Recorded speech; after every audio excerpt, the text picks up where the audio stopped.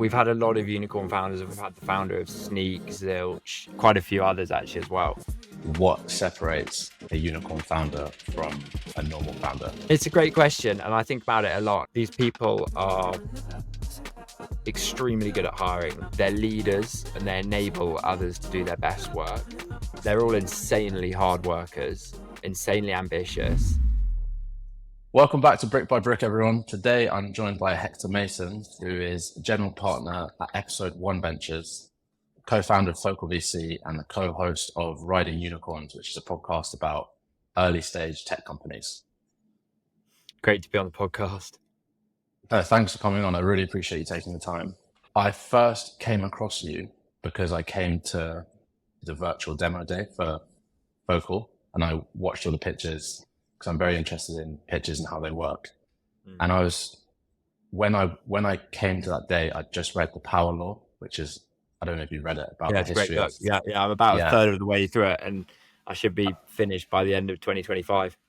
Yeah, it's a great book, but it's about like how VCs developed. The industry has changed over like the past 50 years. And then I came to this and I was like, this feels like the next forefront of venture capital. It's a very innovative idea. Can you expand a bit upon what it is, how it works, and why it's different to what already exists? Yeah, sure. Yeah, so Focal is a demo day without the accelerator. So what we realized was that there are a lot of these accelerator programs which were great all around the world, you know, Techstars, Y Combinator, EF, which is Entrepreneur First, and a bunch of others. And they're all doing a great job and some fantastic companies coming out of them. But we realized that a huge amount of the value of these accelerator programs was actually the demo day at the end. You know, lots of founders talking about 80% of the value of these accelerators being the demo day, rather than the kind of mentoring and the actual program accompanying it. So what we did was just strip away all the complexity of these programs and build the best demo day in the world. So we each year, twice per year, we're partnered with 150 VC funds, leading VC funds from around the world, who twice per year promote these demo days. And we generate many thousands of applications each year, which are then filtered down to the top 1% by those 150 VC partners. And that top 1% then gets to pitch at a virtual demo day, where in just a 3-minute pitch, they pitch to pretty much all of the prospective investors in their company in one go. So it's really flipping the model. And rather than these founders having to go out and find all of the VCs who might be interested in investing in their company, finding warm intros, booking in meetings, you flip that and you have all of these investors reach out to you. And of course, they're already qualified because they've reached out to you. And you can just book in a meeting, and it really simplifies and optimizes that fundraising process. And then we also allow retail investors, so any attendee of demo day, and it's an open access demo day, so you or I can join and people can invest in some of these companies, of course, which have been vetted by VCs, and they can invest in these companies. And we think that that's a really interesting alternative to crowdfunding, where with Focal, these companies have been vetted by VCs, and we think the returns that people will get should far exceed the returns people can expect on a traditional crowdfunding site, where frankly the quality is very varied. So yeah, helping kind of all the different stakeholders, the VCs by giving them deal flow, the founders by making fundraising easy, and investors giving them access to top quartile companies. Yeah, it's amazing. It's a very innovative idea, and I'm very interested in storytelling. And like the whole pitch process. So it was fascinating to see like pitch, because you can compare them and see what the different founders are like. So that was really cool. Yeah. Where did the idea come from? I think it was so a long time. So it was 3 or 4. So I think 3 years ago, my co-founder Taus had the idea of doing a joint office hours with sort of a few funds who would, do a post on their newsletter and do a post on LinkedIn, offering founders time to come in and meet like 5 VCs. So we did this in an office. It was a physical event. I think we had about 300 companies apply, which we thought was a decent result. But these kinds of events are a volume game, and with 300 applicants, you're not going to get amazing quality companies necessarily. And so neither party really got that much out of it, neither the founders nor the VCs, because yeah, the founders were spending kind of a half hour with a bunch of different VCs, and the VCs weren't really meeting. There's a very low chance they were going to meet someone that they would want to invest in. So we just decided to flip the model. Taos had the great idea to flip it into a demo day format, and we've run with that ever since. Yes, amazing idea. And then the last thing on that I'm curious about is how does the investment for retail investors work? Is there like some special legal entity to Yeah, allow that? exactly. So we use a company called Odin, which we really like, and they they set up vehicles. They make it very easy to run these sorts of investments. And you can sort of pool capital, and they go into it that you invest in a company under one name on the cap table, which makes it simple for the founders, and well, simple for everyone involved, really. That's great.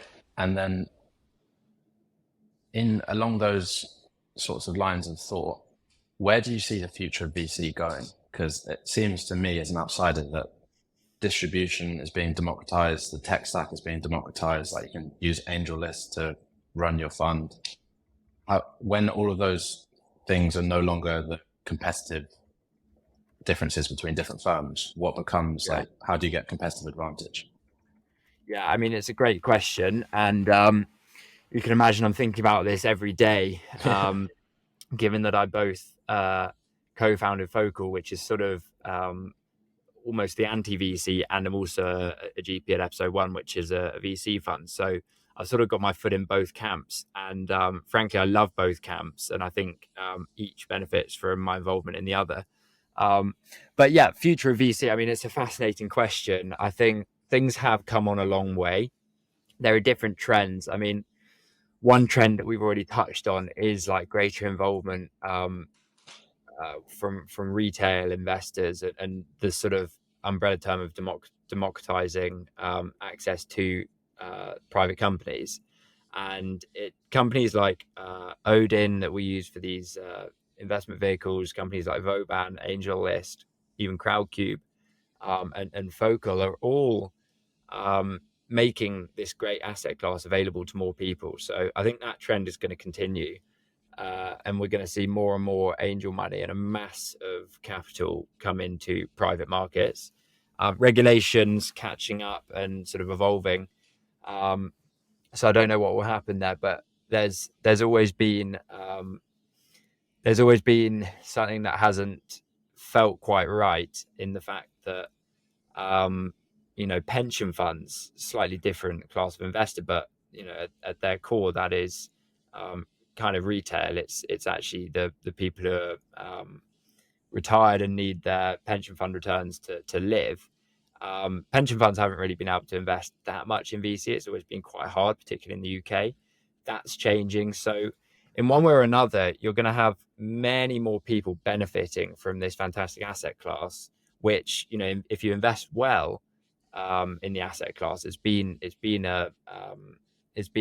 provided extremely good returns over the years, and it's always been strange that lots of the people who need these great returns the most and can benefit from them the most have actually been denied access to those returns. So I think like combination of retail money and pensions increasingly investing in ventures can be a great thing for the asset class, and there's going to be an emergence of many more VCs, I think.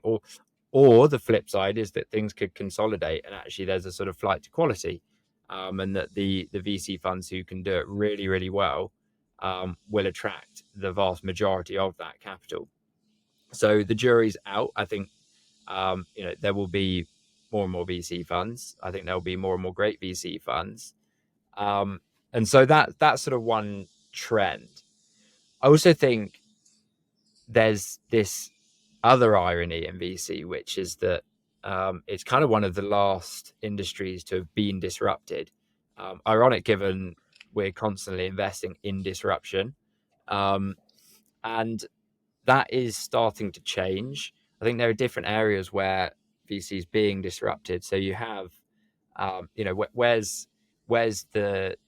it being disrupted in terms of product, and also where's it being disrupted in terms of business model. And I think both are sort of up for grabs. And in terms of product, I think sorry, I think the product is changing because people are building more tech and data into their VC products. And if I take what we're doing at episode 1, which is a pre-seed and seed investor, and for a pre-seed and seed investor, we're pretty far along the journey in terms of building in technology and data to what we do. So what are we doing? We are where we're using tech and data kind of hits different areas of the investment process. So the key areas at the moment for us are in sourcing and in evaluating companies. So already we plug into all sorts of different sources and have sort of reverse engineered signals for when startups are being founded and when founders are starting companies, so that we surface those signals very early and are often the first VC to be talking to founders even before they've left their jobs. The challenge we have at the moment is in kind of not sounding creepy when we message founders on LinkedIn, because often there's really no online footprint, or very, very little online footprint of what they're doing. So they're kind of surprised, but most of these founders are tech founders or AI founders, and kind of respect that we found them, and what we're building resonates with them. So it's often quite an interesting conversation, and goes pretty well. In terms of evaluating, more and more VCs are going to be building data into their evaluation process. So at late stage, this has kind of been possible for quite a long time, because there's a lot of quantifiable metrics that you can track and that you can correlate to startup success, and therefore help you make an investment decision in a company. So funds like Co2 and many others have been doing this for a long time, and have had a lot of success with it. It's a little bit harder at pre-seed and seed, because a lot of the investors at this stage talk about gut feel, Yeah. and it's a really interesting subject, and one that I and we at episode 1 think about a lot. And gut instinct really is the truest form of human calculation. It's taking into account everything you know about an investment context, everything you know about the investment, plus your entire world model, and everything you know, in fact. And you use all of those data points kind of subconsciously to arrive at a decision on whether or not to invest. So we've thought a lot about how you can quantify these sort of traditionally thought of as qualitative signals, and there's actually a lot you can do. So we're now tracking kind of 50 or 60 signals on companies and founders to um, algorithmically determine whether or not they'll be successful, and what chance they have of being successful. Now, of course, it's What not sort of perfect. signals? Yeah, Sorry to so interrupt. so there's anything from behavioral signals that you can determine from LinkedIn. There's signals such as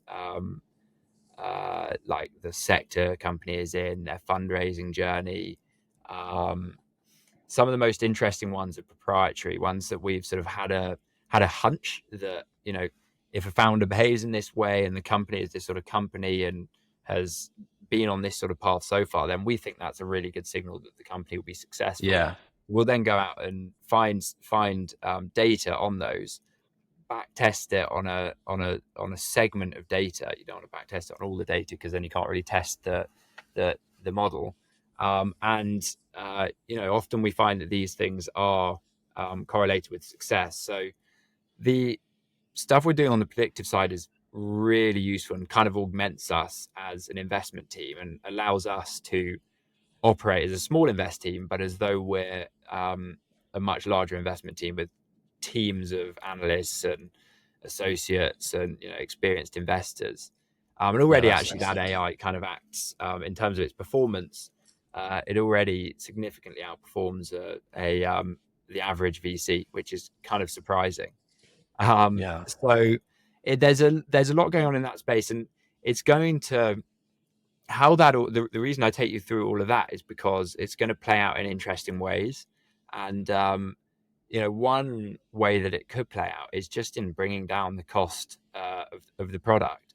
And so this is where you kind of move on to the business model innovation in VC. Like it's perfectly possible that you get incredible funds who are able to charge much less in management fees and possibly in carry as well. Now, this is obviously a choice of the VC, and lots of VCs are greedy. Most all of us, but it someone could make a real difference by offering access to this fantastic asset class at much lower cost, and I think that will probably happen. Interesting. Going back to just rewinding a tiny bit, is there a danger that by using those sorts of data inputs that you talked about, that data sort of works backwards, right? So you, as you say, you back test it, but the next exponential business might come completely out of left of field. Is there a danger Yeah, that the data could become a filter against those sorts of businesses? And do you think about that? yeah, I think that's a really good point, and that's that's one way that it could um, work against us, but also there are all sorts of biases that are built into the sort of data we're looking at. So we're pretty careful with all of this, and it's certainly something that augments us rather than replaces us as investors, and helps us filter through companies at scale. Helps us determine where to spend our time, but it's certainly not making investment decisions at this point. I think Mm. your point on um, whether this might filter out outliers, which we actually want to be speaking to. I think it's a great point. I think where I would say that I think we're okay is that great people tend to found great businesses, and um, what makes a great person is probably more or less going to stay the same. I think it's actually one of the strongest signals, and you really need to pay attention when an incredible person who's achieved an extraordinary amount goes and does something really weird that you're like, what the hell? Because the chances are these people are like, exploring the boundaries of what we know today, and probably know a lot more than we do about that particular area, and Yeah. might well be pushing out what we think, pushing out the sort of boundary of what we think is possible. And I think if you read the stories of like Mark Zuckerberg and all those sorts of founders that were just an absolute nightmare to be around, but they're the ones who were turbo successful. Maybe now all these things you're talking about, um, small teams being able to do the work of big teams, it's actually becoming more competitive to be an outlier founder. So potentially you can no longer get away with being an arsehole for the first 10 years or things like that. And so are you going to make a point now? Yeah, no, I don't have anything particularly to say on that. I think, yeah, you see examples of, to use your words, arsehole founders being successful, and you also hear them not being successful. So I don't know whether uh, that is correlated to success. I just don't have the answer to that, but you certainly hear Yeah. examples supporting and going against it. And then along those sorts of lines of smaller teams being able to do the work of bigger teams, and I would go further to say individuals can now do the work of small teams. And you're kind of demonstrating this at the moment because you're GP at Episode 1 and co-founder of Focal. So can you, and I like how you said that they complement each other. It's almost as if someone said to you, how are you going to do both? So this is more like a future of work question. So do you see yourself going forward having multiple things all at once, given that the stereotypical advice has been focused to one thing? So do you see merit in having a few different things going on? Yeah, look, I think it's interesting. I mean, the my real focus is Episode 1, and that's why we built out a management team at Focal. But in the early days, I didn't know what Focal was going to become, and so Focal began as something that was just additive to episode one. It was, brand building. We were doing something for the ecosystem. It was initiative. It was an initiative that was going to help founders and bring together VCs in quite a social and productive way.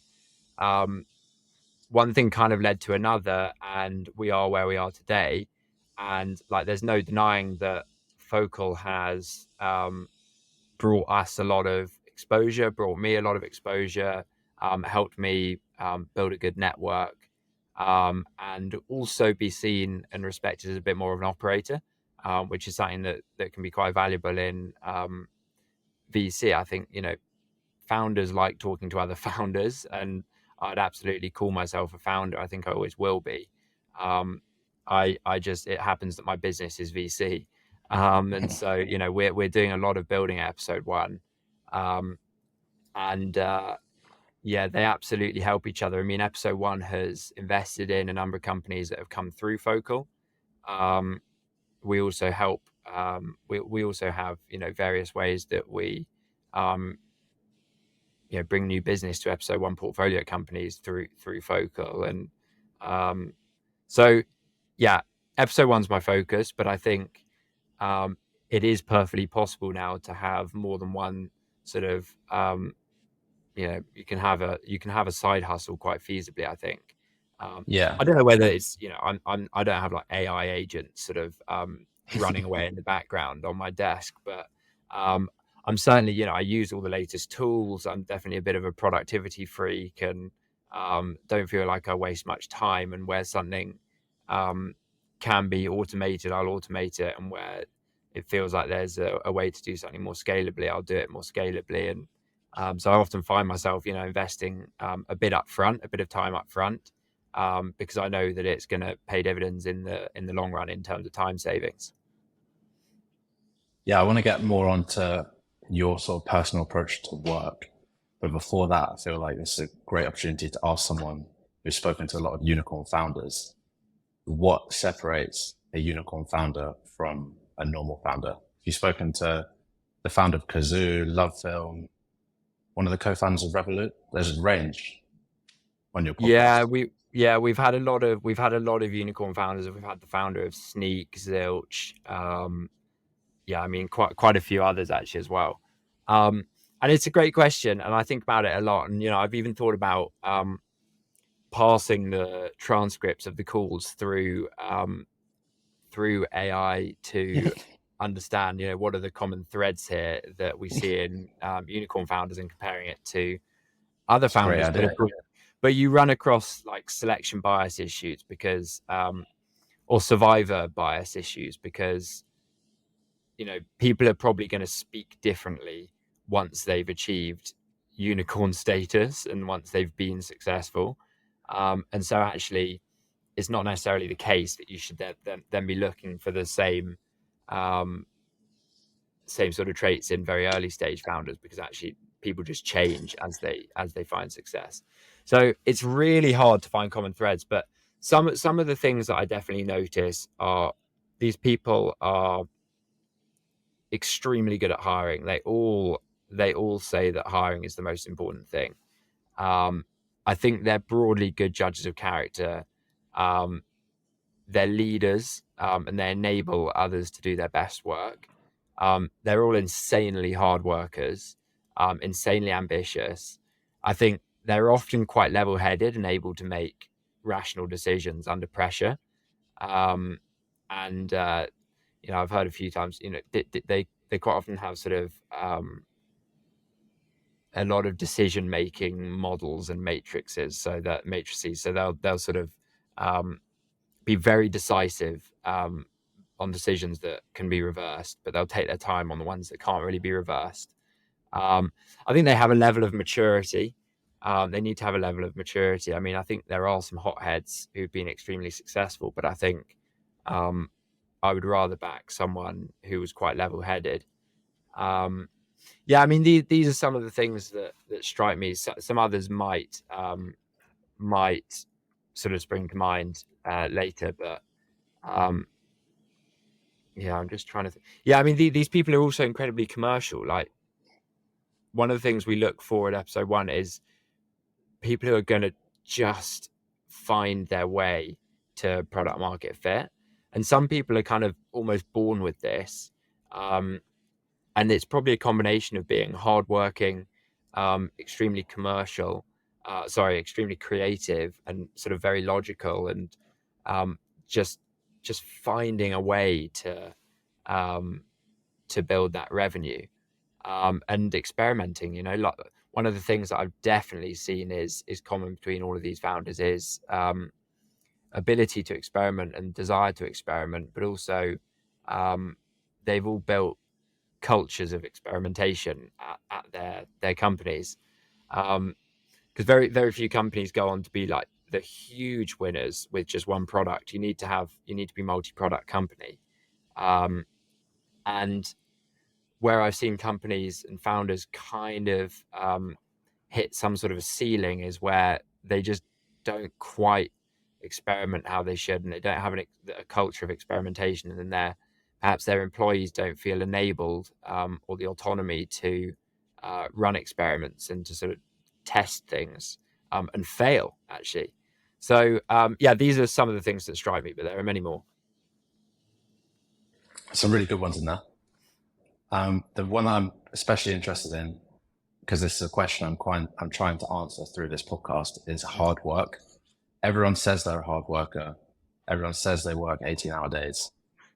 Have it, and it's hard to sift the truth from what actually happens. So when you say hard work, can you give some examples of what? It doesn't have to be a literal example, but what does Yeah, that actually look like? How long are they in the office? Do they go to their best friend's birthday? Do yeah. they go to the pub on a Friday? I think What it's a sacrifices do they make? I think it's a great question. So to throw a couple of examples out there, um, I listened to a podcast with Joe Biden the other day, and he he doesn't work crazy hours. Like, if what he says is true, he's kind of getting up at 7 and he's kind of kicking off at 6:30, and he's really trying not to work too hard outside of those hours. Um, do I believe that or not? I think I do. He sounded authentic when he said it, and it would be a strange thing to lie about.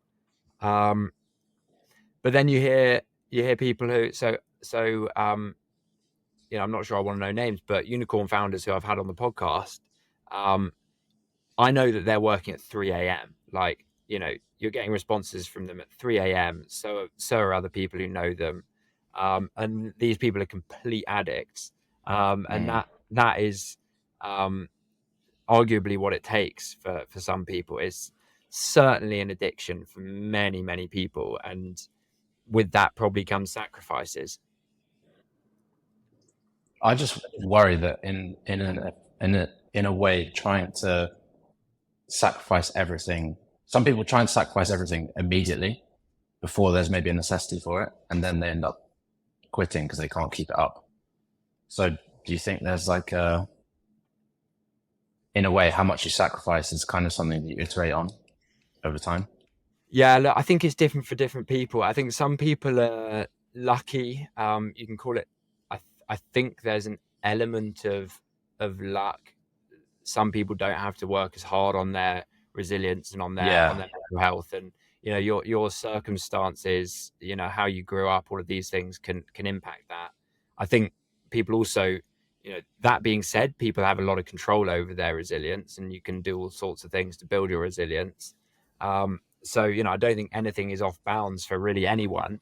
I think anyone can become resilient, but it's certainly easier for some. Um, and yeah, I think, there is a question around the sustainability of working that hard over a long period of time. And some people manage, and I think those people are the most resilient people. Um, I also hear of people who are extremely successful and have built unicorns. And we asked this question on the podcast to unicorn founders who are very deliberate in taking time out, and they'll they'll go to the gym at lunch. They'll go on a run every morning. Exercise is something that keeps on coming up. The importance of exercise, and I think exercise is one thing. I don't know whether it's the exercise in and of itself that is the thing that helps, or whether it's actually a period of mindfulness, when you are running or when you are cycling, that that helps. Um, But I think people need to have some mindfulness. I think people need to have some exercise in their lives. I think things like eating well, it's the basic advice that everyone knows, but no one does. It's Yeah. do what I say, not what I do. And everyone knows these things. I mean, it's one of the world's big problems, right? A lot of people know roughly what's good and right for them, but struggle to actually do those things. And so, everything comes into it: discipline, good habits, knowing what to do in the first place. I think things come in all sorts of different forms, and founders take different approaches. I don't think there is a right approach. You have to do what's right for you, and everyone's an individual. Yeah. I definitely think you have to learn. The way I kind of look at it is like, an avatar when he gets put into the body, and then he has to work out how to use the body. It's Yeah, no different for us. We were just born in a body, but we've had our whole lives that feels like it's ours. But at the end of the day, it's still like a vehicle for your like thoughts and ideas. So it's good to learn how to use it and recognize signals of when yeah, something's a hell yes or when it's like a maybe, for example. exactly. I mean, the biggest error you can make is not listening to yourself and, feeling pressure to work a certain way when deep down you kind of feel that's not sustainable.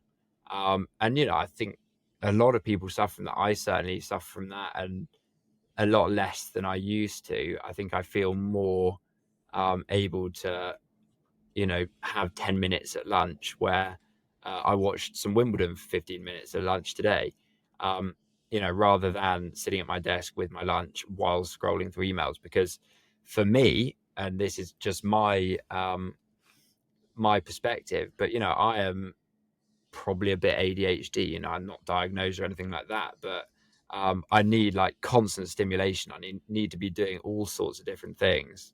Part of the reason I love doing VC, it's part of the reason I do things alongside VC. Um, but to combat that, I have to have mindfulness time. So I meditate once, twice a day. Not always, but a lot of the time. Try and exercise a fair bit, but not loads. I'm not a great runner. Quite enjoy a 5K, but it's quite hard work. Um, and yeah, doing things like actually just enjoying my lunch that I get a lot of pleasure from, and not doing something while I'm eating my lunch. Even on the bus home, if I'm not cycling home, on the bus, just do nothing. Just stare through the window, stare at the little screen in the bus, and just let your mind rest and actually let it be bored. Because I think it's so tiring having a racing mind all the time, and I think that's where burnout comes from. I think that's fantastic advice. I can tell when I'm about to have a bad period because if there's a point where I don't realize, but I've just carried my phone from to go and get like a banana from the cupboard and I carried my phone with me, that's when I know that the circuitry is like not working Yeah, for me. So I have to yeah. take a break and reset. And Yeah, it's good and to it's be, like it's when you're putting on your toast, and in the time the toast is toasting, you're doing the dishwasher, putting your washing on, um, you know, getting the milk out of the fridge, boiling the kettle, so that when the toast comes up, you've kind of had your breakfast, and it's like yeah. just slow down. But I think the thing that I've definitely um that I've definitely started to reward myself for is feeling bored, like on the weekend or if I'm on holiday and the sort of stimulation of work disappears. I used to hate that feeling of boredom, thinking like, just give me stuff to do. Um, but actually, I recognize that as a really important part of my life now. And the boredom is actually like a resetting. Fascinating. So when you say reward yourself, is it just like a conscious thought, like this is productive? Yeah, look, it's buy myself a car or a, I'm joking, but it's yeah, no, it's just a sort of metaphorical pat on the back. Yeah. Okay. Whilst we're on this topic, then you're 28 and you're general partner at VC Fund, which is bloody good going, and you're a founder and you're a podcast host. So you're a great test subject. I'm going to ask you 5 quick like lifestyle questions and try and work out what you have do or don't do. So answer like as close as you can. Yeah. Mhm. Okay. Do you go to the pub every weekend? No, One, how many times a month or not? Um, yeah, I don't know. Go out for drinks 3 times a week. No, sorry, 3 times, three, three, Every three day. times, three, 3 times a month, and I often see friends but don't drink. Okay, interesting. Do you watch Yeah, TV? rarely. Although I'm somehow into Love Island at the moment, so it's an exception. Okay. Do you work nine till? Do you work? What's your average working day? 8 till 6:30, 8:30 till 6:30. And do you exercise before or after or during the day? After or on weekends, either tennis or running, and cycling to and from work, but on an electric bike. So not sure whether that counts. Okay, then the last one's like social connection. Like, how often do you see friends then? Unrelated to work. Yeah, a lot. Um, 3 times a week, including the weekend, but would like to focus on that a lot more. I have quite a reactive social life. I'll go to things that I'm asked to, but I won't often organize things, and I get a lot Yeah. of pleasure out of organizing things. Um, and I don't do it enough, and I don't remember the great times that I have with my friends clearly enough, and I would get a lot of benefit from remembering those times better. Are you really ambitious then? I get the sense that you're turbo ambitious. I'm really ambitious. You never know how ambitious other people are, so it's like, where do I sit on the scale? Um, yeah, I think most people around me would say that I'm very ambitious. I would say I'm very ambitious. I think the problem with ambition is that every time you achieve something, you want more, and that's a fault of mine, and also something that I quite enjoy. And it means that I always have a purpose. I suppose I would, over the years, like to redirect on my ambition from, success in my career to success in my personal relationships and things like that. And I have great personal relationships with friends and, my girlfriend and my family. But I think those last three areas could get more of my attention, and I would like them to over the next few decades. But you know, at the moment, life is really good. I really enjoy what I do. I really love it. I love everything in my life, and so I wouldn't really change that much. And that's really cool. When you like enjoy stuff, it's definitely easier to keep going. So it's, you don't want to mess with that and try and channel energy away. I feel like to gauge your ambition, what what car are you gonna have? Do you think when you're like, or which collection of cars are you gonna have when you're like 60s? Great question. I love cars, so it's an impossible question. Um, God, you know what? I mean, I want to have kind of everything over the years. I think, the idea of owning sort of £1 million cars right now just feels a bit ridiculous. I'm not sure how interested I am in that. Um, Yeah, yeah, I mean, I'm not going to deny the fact that I would like to own sort of a Ferrari and those sorts of cars over the years. But I'm quite into secondhand. At the end of the day, I'm an investor, and I don't like losing lots of money on yeah. investments. So So secondhand is good. Yeah. what Ferrari would you go for? Were you thinking like F40? Well, at the moment, I mean, yeah, I mean, if money was no object, yeah, F40s are nice. I like the LaFerrari.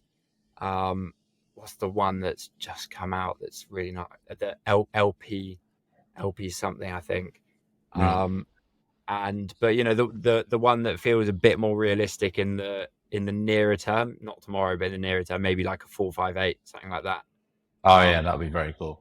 yeah, The thing that I find mental about like cars and also watches actually is that if you pick right, they do appreciate in value and yeah. sometimes to a ridiculous amount. Like if you had a McLaren F1, you've potentially made tens of millions and it's tax free.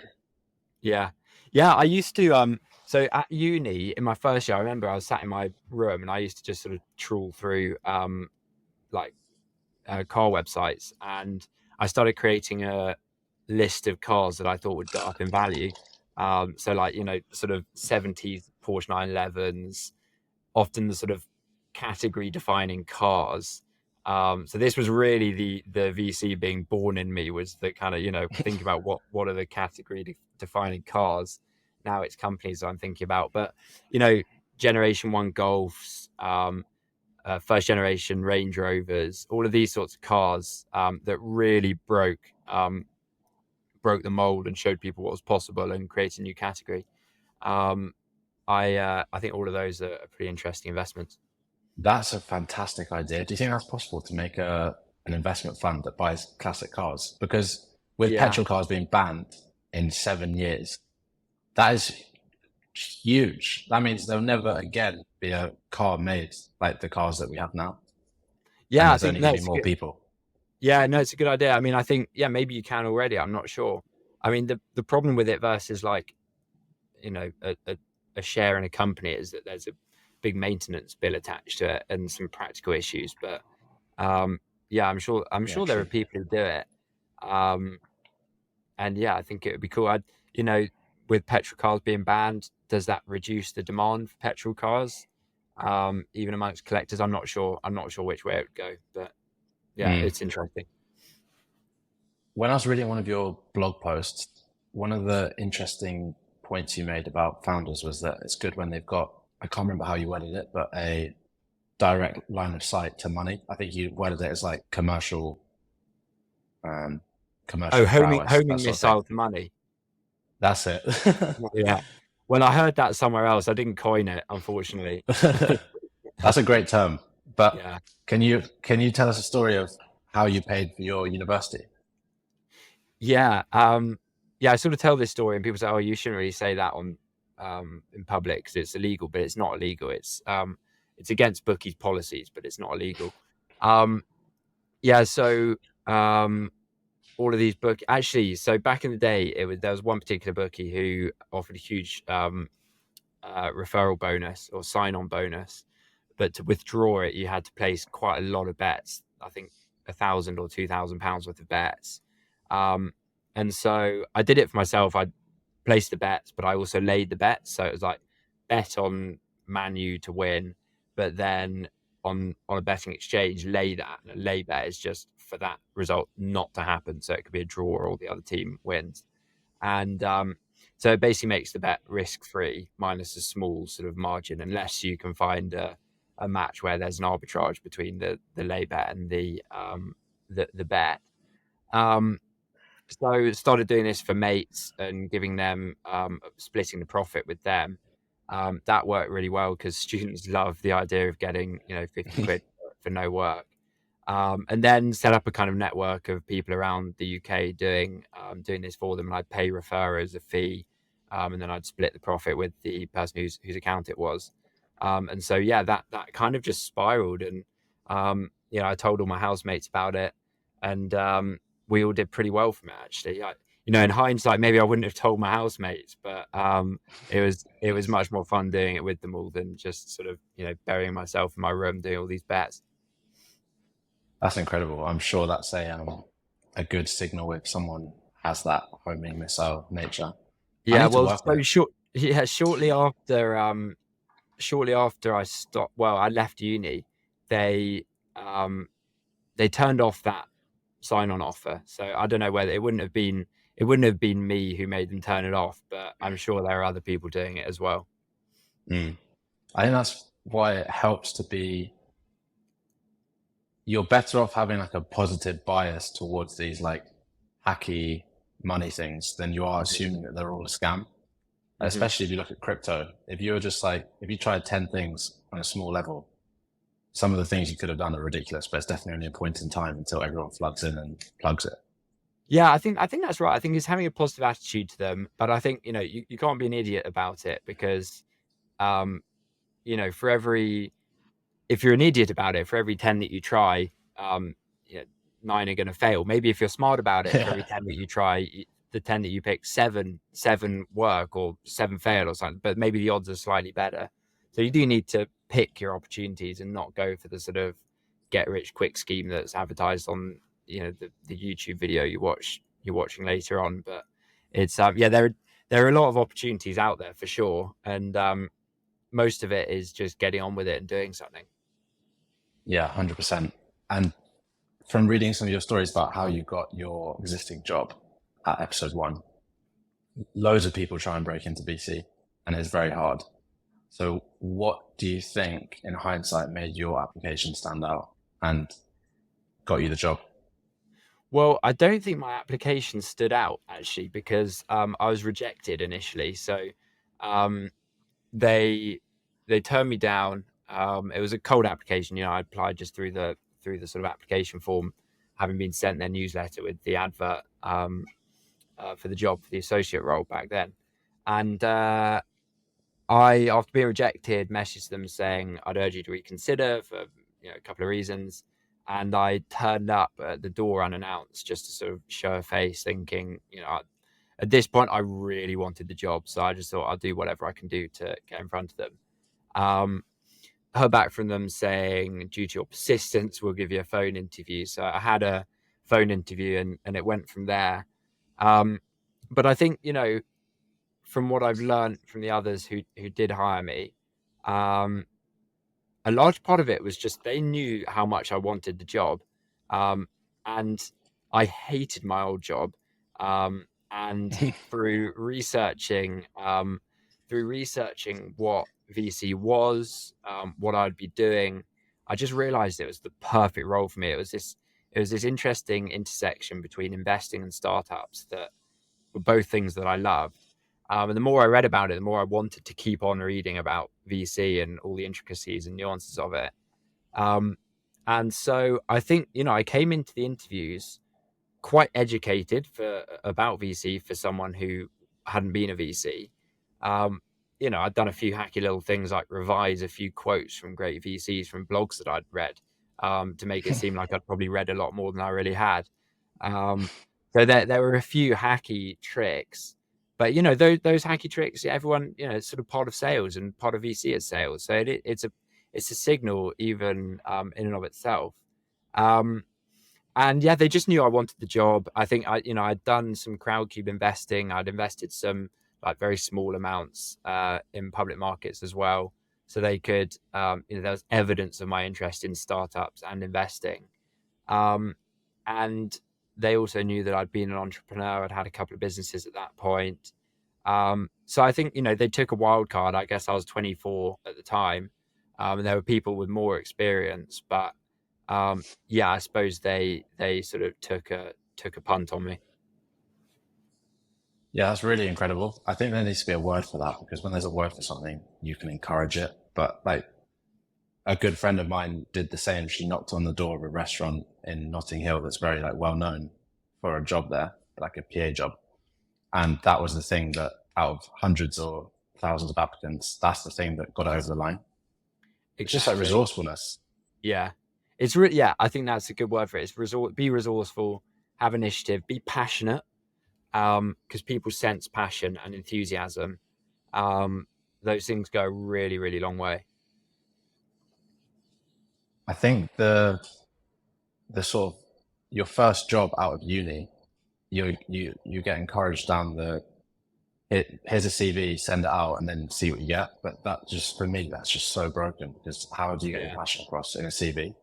yeah. No, I agree. I mean, and there are different ways of doing this. Like passion, enthusiasm, are great for some things. Like sometimes it's annoying, so you have to dial it down in certain Yeah, situations. But I think, um, yeah, there is no right way. But those things served me well at that point in time for sure. yeah. I definitely sometimes just ask way too many questions because I get quite excited about what they're talking about. Yeah, Um, curiosity. I mean, huge one, both for founders and for when we look to hire people. I mean, I think it's probably the word that um, is spoken about the most when talking about what traits you want to see in a VC that you're going to hire. We're looking for curious minds, because you're always learning about new areas, about new companies, and you need to keep on learning. And so curiosity is really important. mm. How do you sort of notice curiosity in people? I think it is questions. So I often when I'm speaking to someone, the moment, so if it's a founder, the moment that, um, as you know, that's a separate topic. So I think you know to curiosity by the types of questions that people ask. Um, And I think what we're talking about here is like smart curiosity, because I think you can get people who just ask lots of questions, and that's nice and it's fun. But the people who ask lots of really good questions are the people that we're really interested in. And I think you can tell when someone's thought deeply. When someone's a deep thinker, I think that's I find that really compelling, and they've thought about how different and very different things interact with each other. So it's also part of having a creative mind, I think. Think about whether there are parallels in these two very different areas. Maybe it's like investing and it's, being a chef, for example. Are there some things that you learned about being a chef that actually apply to being a founder? And so I think, yeah, having a kind of creative mind that puts together interesting questions is a really good sign of curiosity, and of the right sort of curiosity. That's a good point. And that reminds me of another thing I was reading that you wrote. I think you were saying Michael Moritz from Sequoia he was a journalist and he used to frame his questions so that it didn't put founders on the defensive. So I think the example was, instead of asking what's wrong with your company, you'd say, what keeps you up at night? And then it pulls you alongside them instead of directing at them. Do you have any frameworks or mental models or ways to develop a question so that you can get the information you need without scaring the person? Yeah, it's a good question. I don't, and I'm still learning. I think everyone's still learning and getting better. I think Michael Moritz was a journalist. I don't know whether it's him who was talking about framing questions, but I've certainly thought about how important framing questions is when talking to founders. And there are lots of great VCs who've been journalists before, and I think there's quite a shared skill set, because a lot of what both roles require is curiosity and fact finding. Also forming a view of the future. Um, so I think I don't have a framework, but I do think about it a lot. And at its core, pre-seed and seed investing is a really human business. Um, and understanding how people work is important when trying to gauge a founder's character, but also when trying to evaluate the opportunity um, that a startup has, because you're trying to put yourself in the shoes of their customers and their prospective customers, to understand how strongly this pain point is felt, and then you're trying to understand how many people feel that pain point strongly, because that's kind of your first principles thinking for how big an opportunity is. Um, when it comes to framing questions and understanding the right way to ask a question, um, I think frankly, like, it depends on the day. Sometimes, I'm not going to lie, if I'm really tired, it's a lot harder, and you just want to get straight to the facts and just ask difficult questions. And I really try not to be difficult with founders. I don't think I often am. Um, but there's definitely a way um, to ask questions in a great way that's a much softer form of questioning, that taps into um, that makes people feel like you want to understand them rather than criticize them and find fault. Um, and I think it's that approach of gaining understanding that actually gets you to the truth. Um, and the truth's often pretty different from what they said 10 minutes before when they were kind of in pitch mode. So it's really useful, and it can be more valuable. The truth can be worse than what they were saying in pitch mode, in terms of maybe the business isn't so good, but you uncover the way that they're thinking about that issue, which is often the most compelling part of the pitch. Because again, you start to understand, like, how are they thinking about this? How deeply have they thought about it?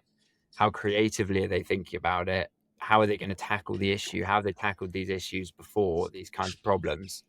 And it's often when you get into those sorts of conversations that um, you start building real conviction in a founder or an opportunity. Yeah, that's really interesting. You worked in like a semi-corporate environment for a year, right? Before you came to episode 1. What in in early stage founders, because you're looking for outliers and innovative ideas, what level of character and ways of working do they need to have to not set off any alarm bells? Like if they were 10 minutes late to a meeting, is that a big red flag? Or is it like, okay, they're busy, they might have overrun, they're passionate about their idea? What are some standards that I suppose you'd expect?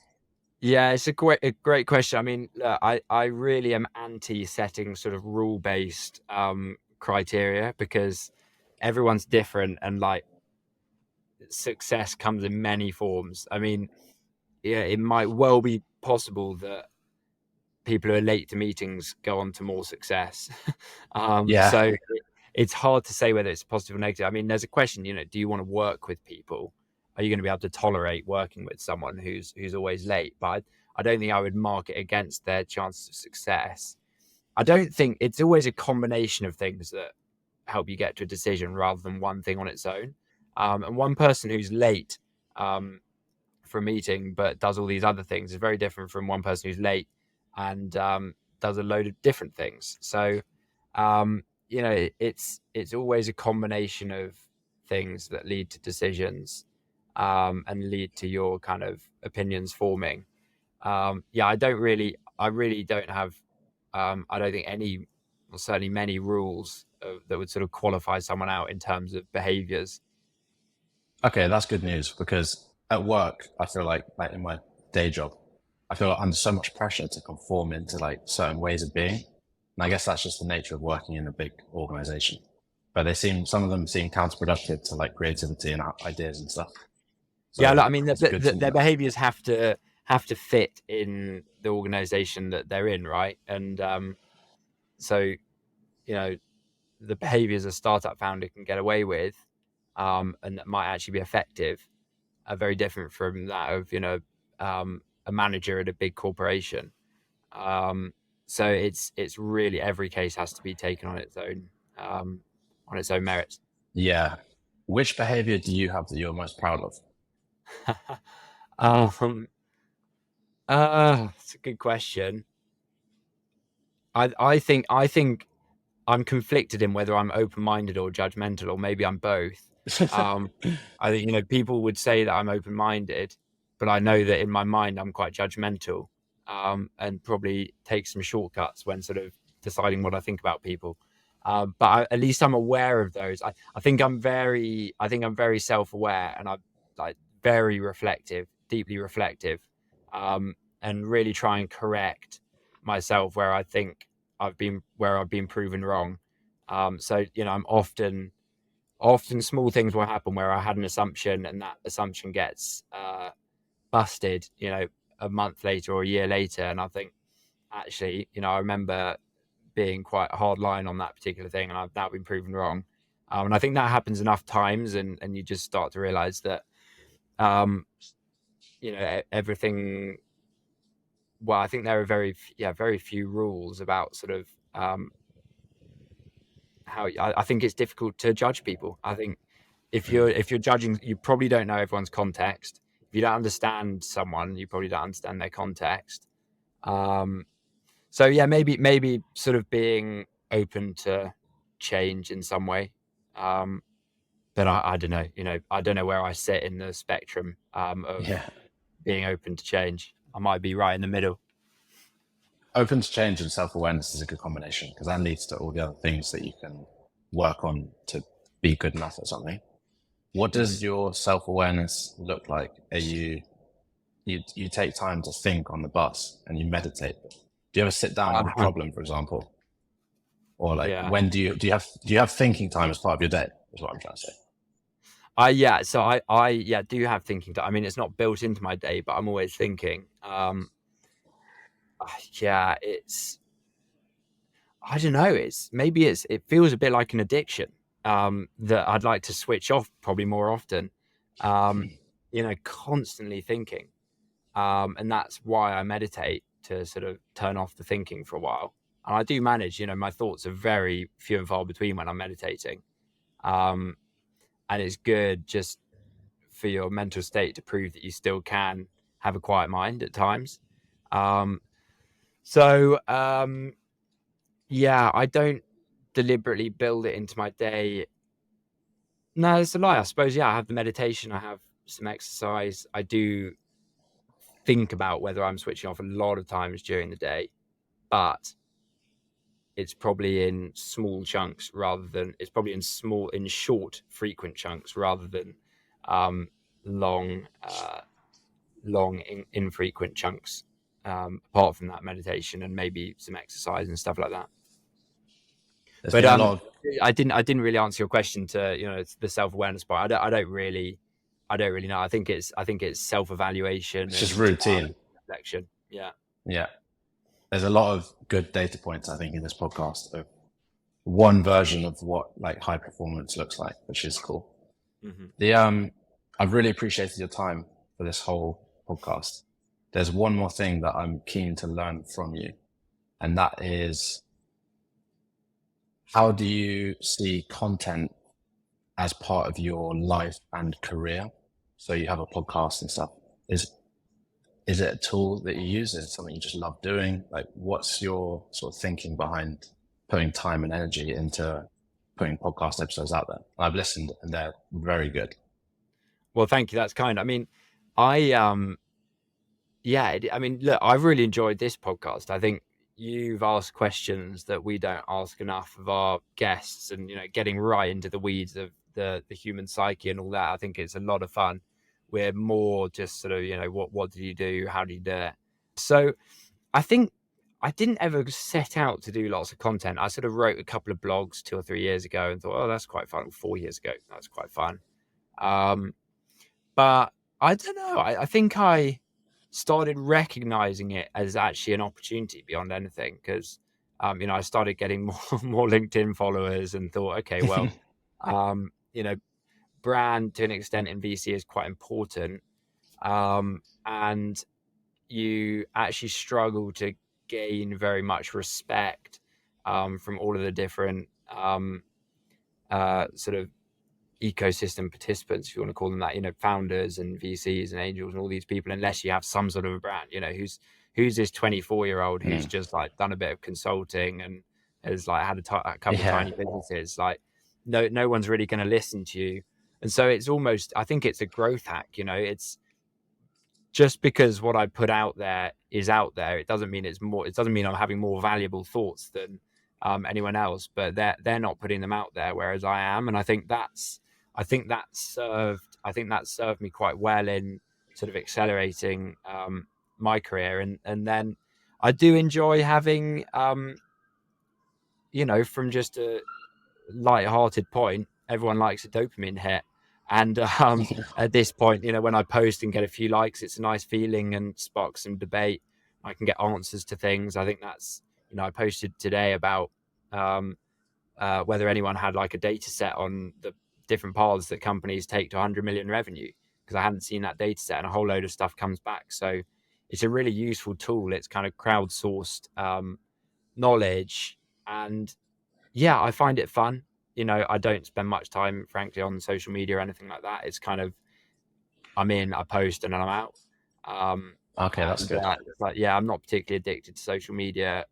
In fact, I really, really am not addicted at all. I'm not a heavy user of social media, but I do enjoy it. Yeah, super interesting. Super interesting. I feel like I'd agree. It seems like a growth hack. I've only done like 15 episodes now, and Mhm. it's amazing which guests will be like, I'm actually in London in a week. Do you want to go for a drink or something? Yeah, look, It's very everyone loves cool. coming on a podcast because it's kind of a low pressure way of getting your name out there, and it appeals Yeah. to everyone's ego, and everyone enjoys the buzz of doing a bit of public speaking in a kind of low pressure environment, I think. So it's a good way to attract good names that you wouldn't otherwise be able to speak to. Yeah. On that note, as a last point, just to put it out there into the universe and make it happen, who would be your dream person to speak to on riding unicorns? It's a good dream person. I mean, You're only allowed one. sorry, that was my phone going. Yeah, dream person. I mean, look, That's good. it's I think it's got to be like either the president of the United States or Elon Musk. I was going to say. I mean, it's so cliche, but cliches are cliches for a reason. Um, Yeah. So, maybe it'd be him. Maybe it'd be him. Be quite interesting. Although I don't know if I'd have that great a conversation. I'd almost rather someone who I think I'd really get into the weeds with. I'm not sure. I might be a bit starstruck by someone like Elon. Yeah. Yeah, maybe I'd. Yeah. I feel like he's got like I think he has his answers planned because he's done it so much. So I Yeah, think it'd be hard to get through to like the core of who he is. yeah, yeah. No, I'm not But it sure. would It's be too interesting far. nevertheless. Yeah, yeah, Yeah. Okay. Well, either the president of the United States or Elon Musk. yeah. There you go. Make it happen. All right, Hector. Well, thank you so much for your time. I really appreciate it. Cheers, Ollie. It was great.